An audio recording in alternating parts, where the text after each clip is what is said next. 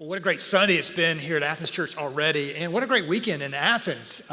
This is a big weekend for our family. We had a house divided. As some of you know, I'm an alumnus of the University of Georgia, but my daughter, Jessie, graduated from Samford, and my son, Cole, is a junior there. So thanks to yesterday, Dad has bragging rights for the rest of his life, I guess. I don't know if Samford and Georgia will ever play again.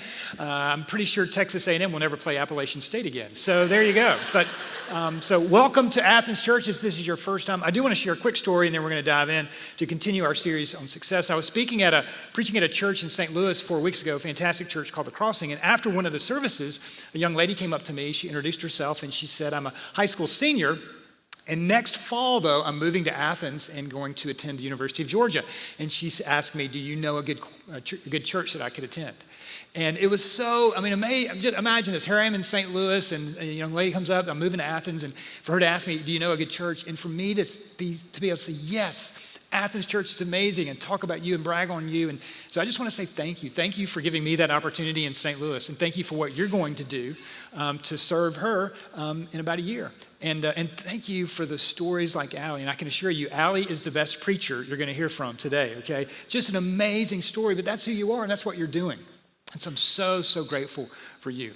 I'm also grateful for Sean in this series that we've been talking about success. And what I want to do is share a couple of stories to lean in as we continue the series. And we've been asking the question, what is success? And how do you define success? And who gave you your definition of success? Maybe it was a coach, a parent, a teacher. And that's not necessarily wrong or bad. But if we don't have a working definition of success, what happens is culture can rush in and monetize that and send us in a direction because our definitions send us in a direction. Let me give you a couple of examples of that.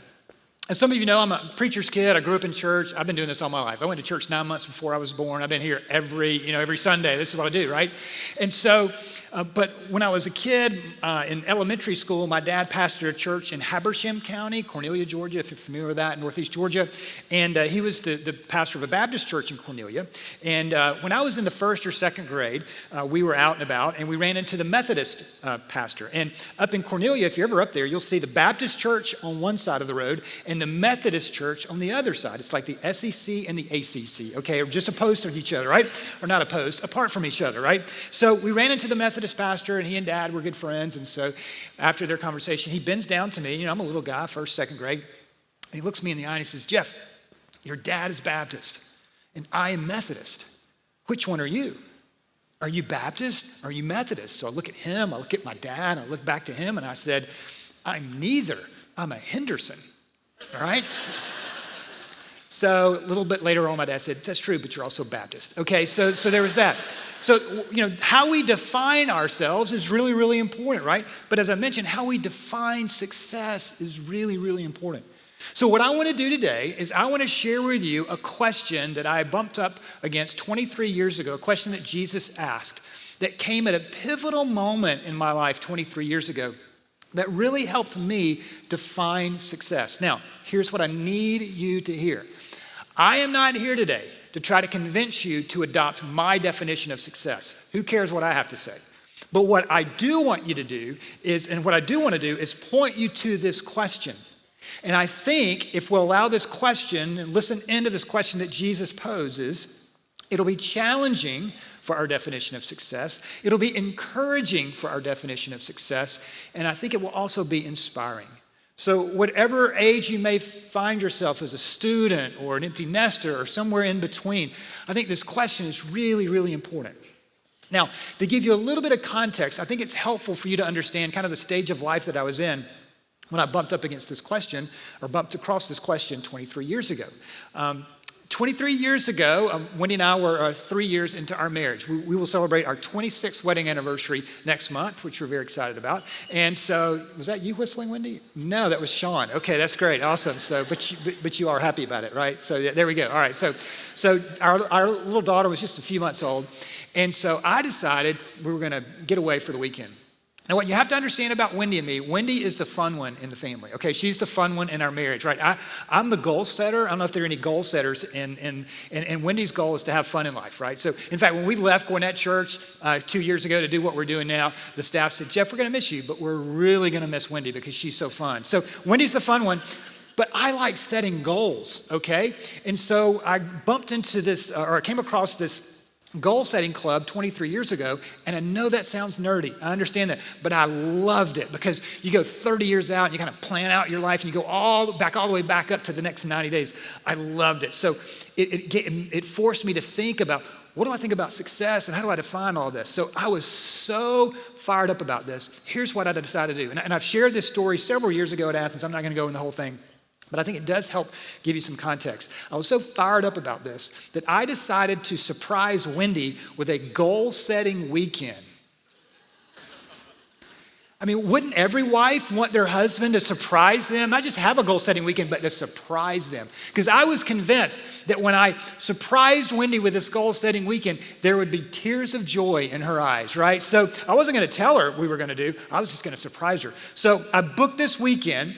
Our daughter was just a few months old. I booked this weekend up in Northeast Georgia, up in Clarksville, Georgia, beautiful bed and breakfast.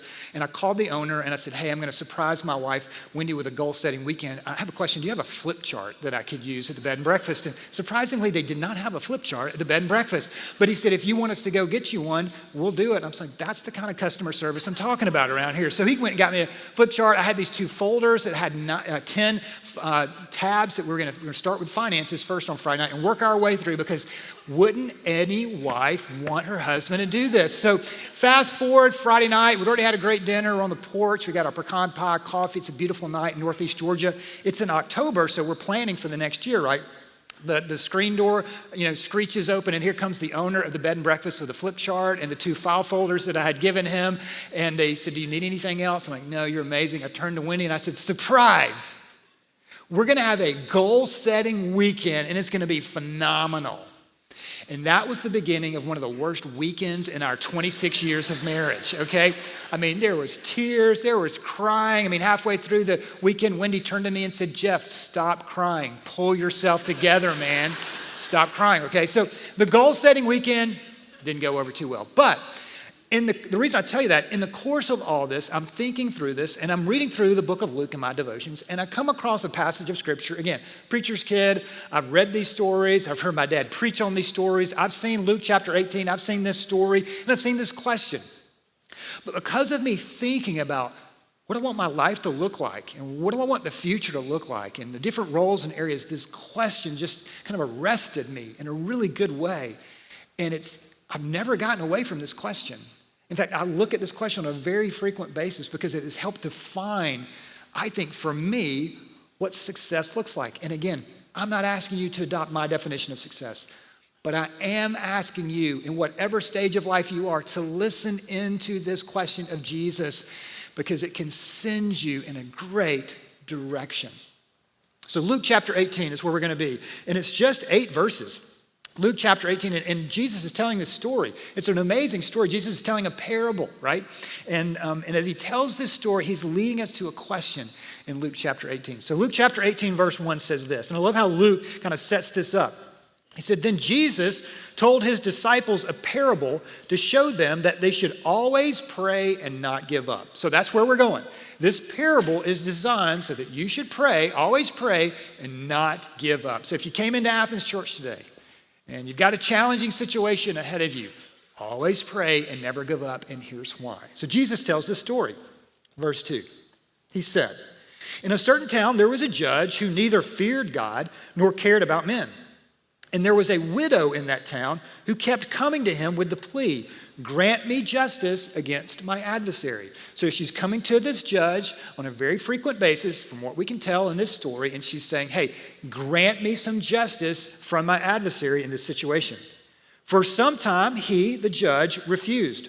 But finally he said to himself, even though I don't fear God or care about men, yet because this widow keeps bothering me, I will see that she gets justice so that she won't eventually wear me out with her coming. She's going to keep on coming.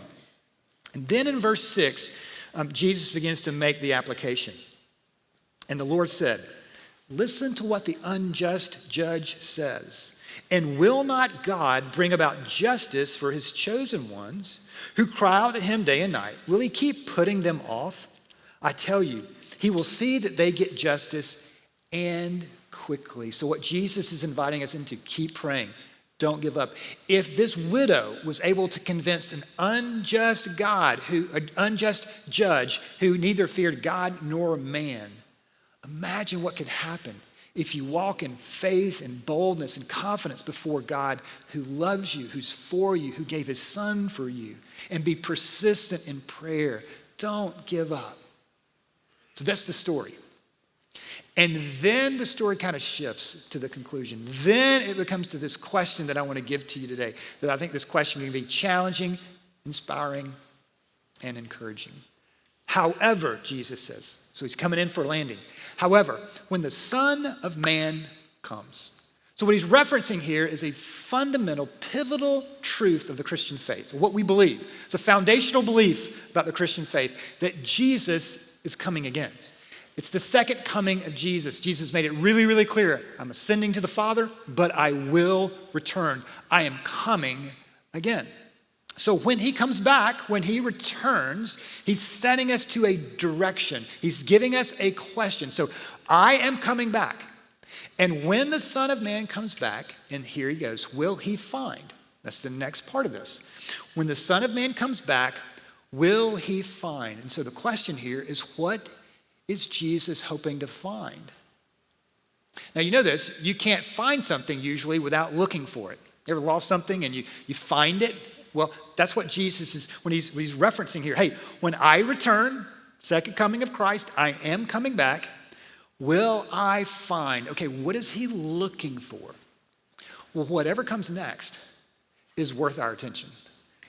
Now, I know you got a lot of important things going on in your life. It's a busy time of the year, right? It's the fall. There's a lot going on. School's back, all this stuff. There's a lot of important things going on in your life right now. But I dare say that if this is true, and we believe it is true, that when Jesus comes back and he's looking for something, it's really important for us to understand how he finishes the rest of this sentence in question. Because it's what he's looking for, apparently, when he returns. And this is the question. This is the question that rocked me and I think can help you so many years ago. However, when the Son of Man comes, will he find faith on the earth? When the Son of Man comes, will he find faith on the earth? In other words, when I return, I'm going to be looking for faith. Now, please understand, this verse does not say, when the Son of Man comes, will he find perfection on earth? Now, obviously, the grace of God restores and redeems us. But what Jesus apparently is looking for when he returns is there faith in your life? What does that even mean? Well, it's one of the many reasons I love this church is because this church is designed to do just that for you and for me. This church is designed to inspire you to grow in a relationship with Jesus. And as we grow in a relationship with Jesus, what that means is that faith grows in our lives. And so as 23 years ago, as I'm thinking through, my life, I'm a new dad and all this stuff, I'm like, I think this is it. If you were to ask me, Jeff, how's your life mission statement? That's what us goal setters ask, which I know is boring for a lot of people. But Jeff, what is your life mission statement? I say, well, it's Luke chapter 18, verse 8, and here's how it sounds. I'll put this on the screen. To be found faithful. To be found faithful. That's it. To be found faithful. Like when Jesus returns to my life, my hope is that he'll find me growing in my faith in the areas of my life.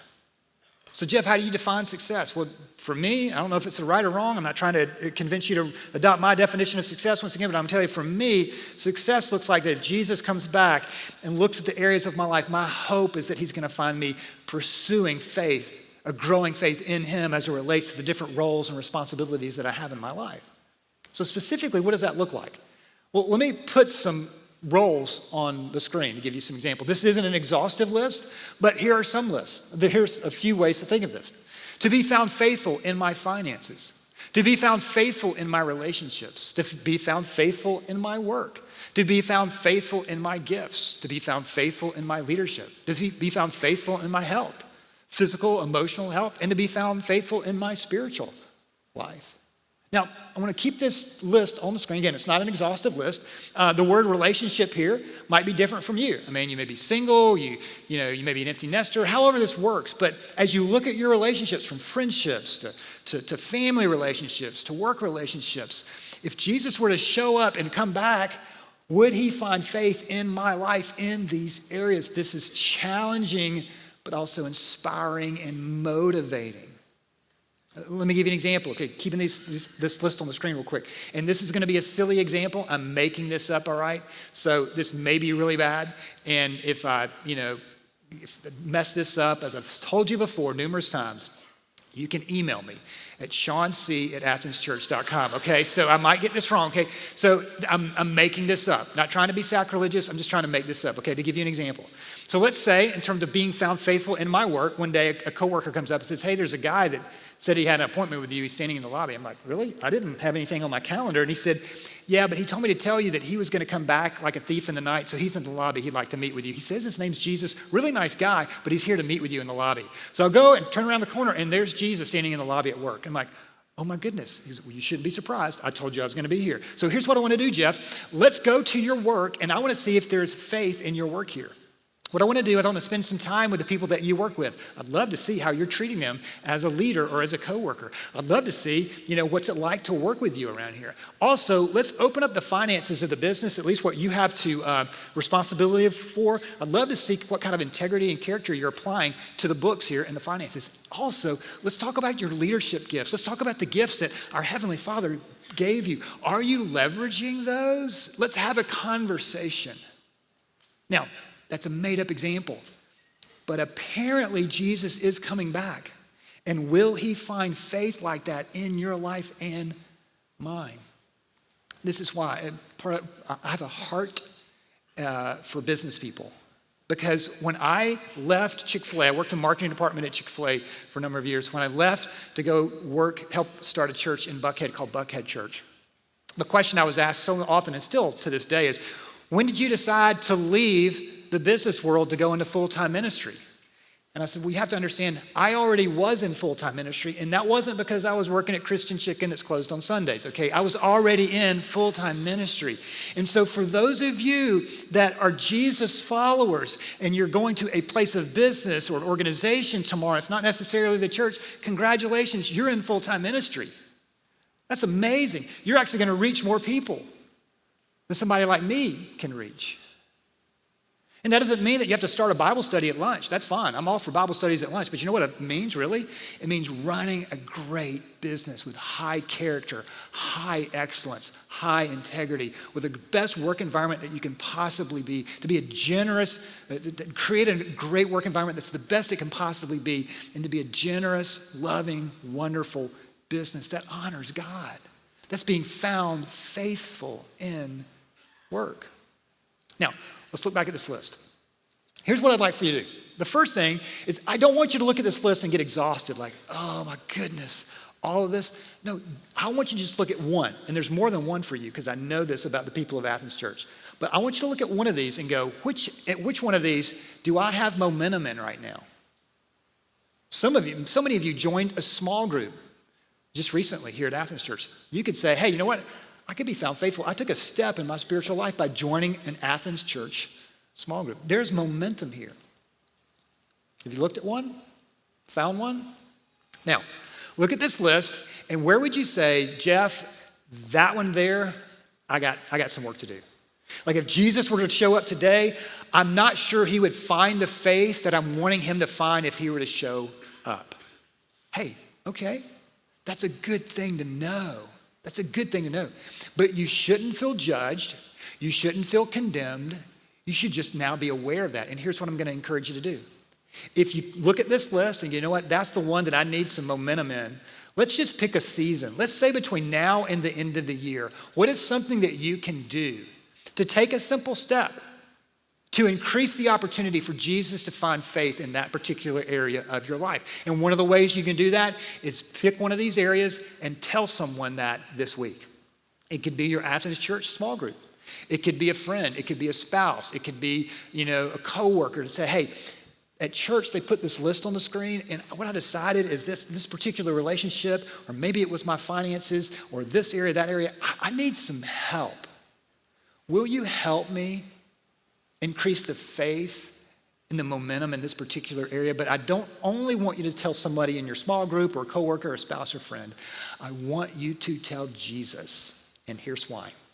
Don't forget, this whole question, Luke chapter 18, verse 8, was built on the premise that you should always pray and not give up.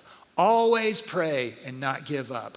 Always pray and not give up. And if you see one of these areas that you feel like that there's not the faith in that particular area, there's not momentum, there's not traction that you want, hey, always pray to Jesus, never give up, and ask Jesus, Jesus, will you help me?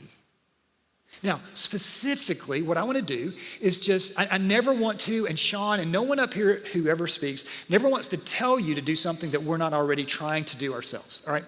I want to show you a couple of ways that I try to answer this in my own life, but you have to understand this. Sean C. is one of my best friends. He could come up right now and tell you that I am a mess. I got a lot of work to do. He's seen me in some of my best times, and he's seen me in some of my worst times. My wife, Wendy, as I mentioned, will be married 26 years. She's seen me at some of my best times. She's certainly seen me at some of my worst times. This isn't, I got it all together. I am a work in progress, and yet there's something that is driving me. And I want, whenever I stand before Jesus, and it might be tomorrow, he might come back tomorrow, I want him to find faith in my life. He's not going to find perfection. I can guarantee you that. But with his help and with your help and with my wife's help and with Sean's help, I can take steps to be found faithful. So let me give you a couple of examples. One would be finances. Here's how I answer finances. To be found faithful as a generous, wise steward who gives first, saves second, and lives on the rest. To be found faithful as a generous, wise steward who gives first, saves second, and lives on the rest. In other words, if I were to round the corner tomorrow and there's Jesus standing there in our home, hey, let's talk finances. I want to be able to show Jesus that in my finances, I've tried my best. Wendy and I have tried to be the best, wise, and generous, and fun stewards. Okay, well, how have you done that? Well, early on, we decided to give 10%, save 10%, and live on the rest. Give 10%, save 10%, and live on the rest. Early in our marriage, when we first met Sean was working at North Point Community Church, and one of the many wonderful things he was doing, he was leading a financial ministry, and Wendy and I went into not one, but two of those small groups that Sean was leading in that financial ministry. It was so pivotal in our early marriage because, and if you're single, college student, you need to understand this when you get married, you're taking two financial situations and trying to converge them. And so what we wanted to do is to get our financial situation in order so that we could do this. Little did we know, 6 years after we were married, I would leave Chick-fil-A to help launch a church, as I mentioned. We had to take a massive pay cut to do that because, as you may know, Chick-fil-A makes a whole lot more money than a church. I don't know if you're aware of that or not, right? But we were able to do that because we had gone through this financial ministry that Sean was running, and we got our finances in such a way that we were able to take a huge pay cut and keep moving forward. One of the things that breaks my heart, because I work with a lot of business professionals, when their next move appears and they're not able to take it because they're in financial bondage. So that's where you are today. No judgment. You've come to the right place to take a step. Join a small group. Get a group. I've seen literally in just 10 weeks, thousands of dollars of debt retired just in a small group talking about biblical principles of finances. So that's one area. The other is in my marriage. To be found faithful, loving Wendy like Christ loved the church. And I have some specific ways to do that.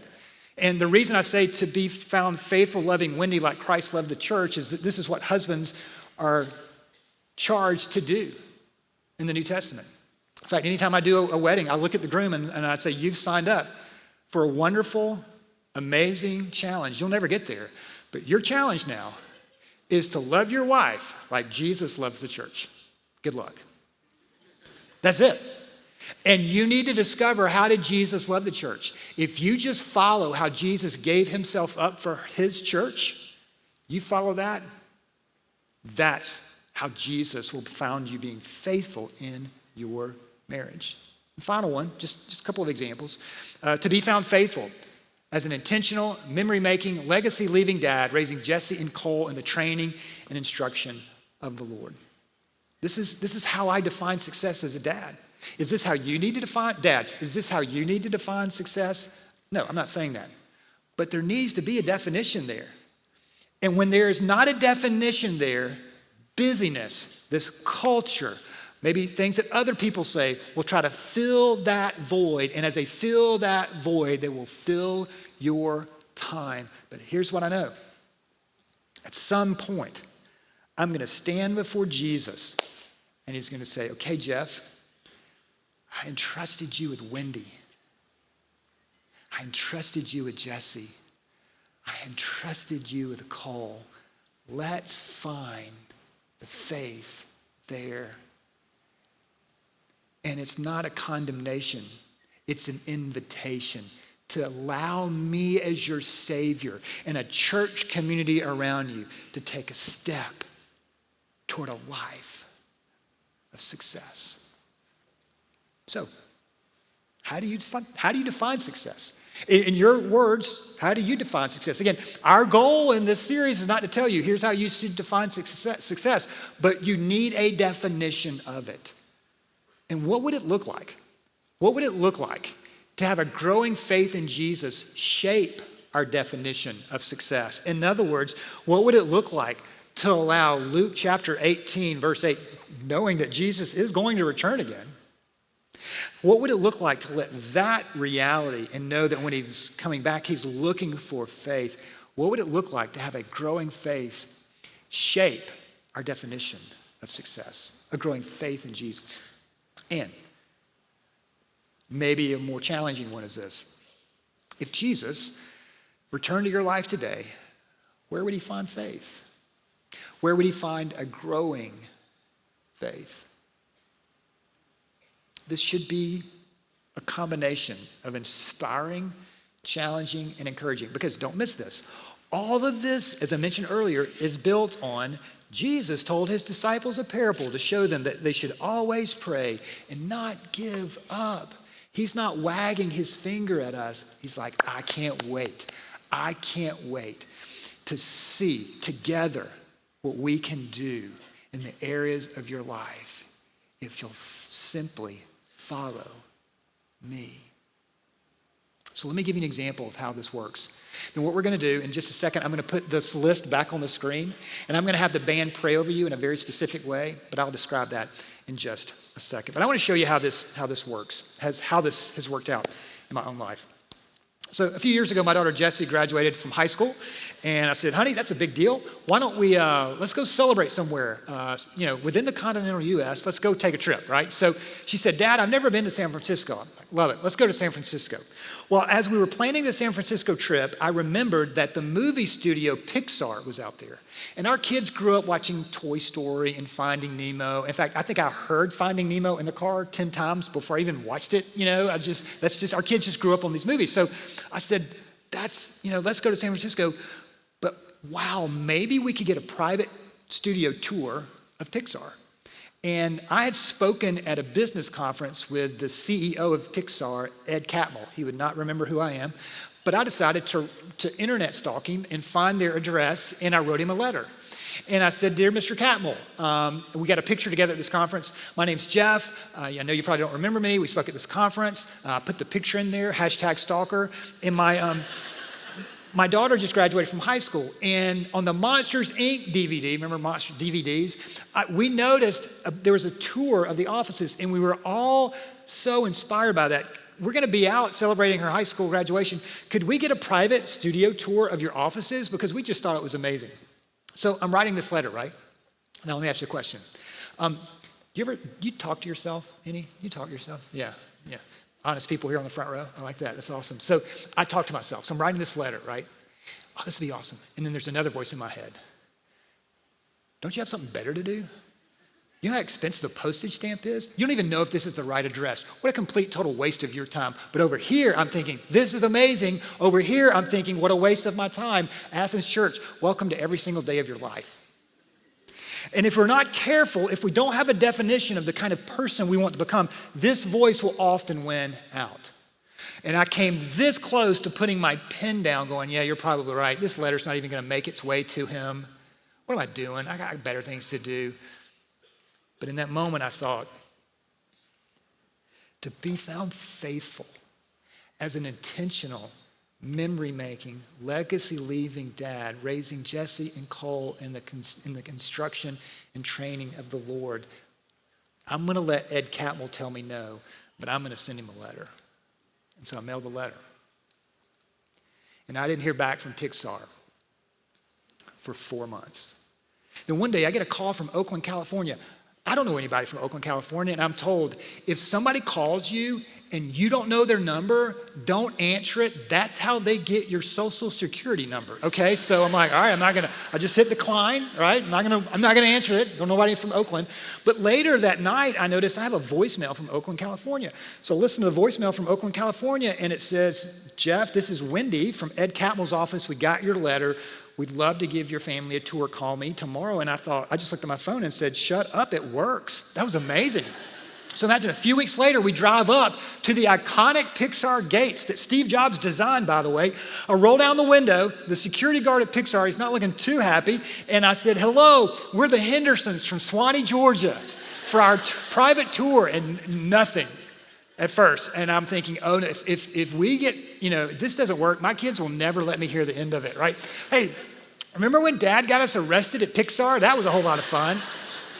So he smiles eventually and says, welcome Hendersons from Swanee, Georgia. We're so glad you're here. They gave us these badges that said strangers from the outside. I love that. That was awesome. They showed us their Academy Awards. They took us to where Steve Jobs' office was because he had passed away a few years before. They did all of this. They bought us lunch. And I don't know, maybe we're just nice, sweet people from Georgia, but they said, we've never done this before, but we're going to give you a tour of a studio, of a movie that's actually being made right now. But we have to get you to sign a non-disclosure agreement that you agree that if you tell anybody about what you see before this movie comes out, we can kill you. That was alarming. So we signed it anyway, and we saw the movie Coco. I don't know if you saw the movie Coco. We actually got to see them making the Coco movie. It was amazing. Well, my favorite moment was we're about to leave, and my daughter pulls me aside. She says, Dad, come here. I said, yeah, babe. She was, Dad, this is so cool. Y'all, I stopped being cool to my kids 15 years ago. And I went back to that moment when I almost put my pen down. And when you don't have a clear definition of who you want to be and where you want to go, that's what happens. Life will try to beat you down. But the good news for you, the good news for me, is we have a Savior who's saying this, I can help you. I can help you. I can help you be found faithful in your finances. I can help you be found faithful in your marriage. I can help you be found faithful in your relationships. And I will surround you with a group of people who will help you because they need help as well. This is why I look at this picture all the time. Right before we left Pixar, I said, hey, last time, you'll never hear from me again. Can you take our picture? Because I want to be found faithful in these moments. Now, I ask all the time for people for big things. I asked Warren Buffett recently, who's one of the richest men in the world, can I come out and meet with you? I read your autobiography. I have 3 questions, 15 minutes. I'm not asking you for money. I have 3 questions. I got a letter back from Warren Buffett. It said, Dear Jeff, no. Not everything works out. That's okay. I just got to keep moving forward. So here's what I'm going to do to close. We're going to put this list back on the screen. Please hear me say this. This is not a list to exhaust you. This is not a list to condemn you. This is a list that says, hey, keep praying. Don't give up. Be found faithful. So what's that one area that you need to ask Jesus for help in? What's that one area that you need to ask your small group you need help in? What's that one area you need to say, I need some help here? And so what's going to happen now is the band's going to sing this song over you, and we're going to allow the Lord to speak to you, to reveal that area to you, and to encourage you to say, hey, I'm here, and this church is here to help. So Father, thank you. Thanks for loving us. Thanks for the grace of your Son. And thank you for the story that you are writing. We saw that in Allie's story today, and we're seeing it over and over and over again. So as we sing these words over your people, speak to us now, collectively and individually, for the glory of Jesus. In his name, amen.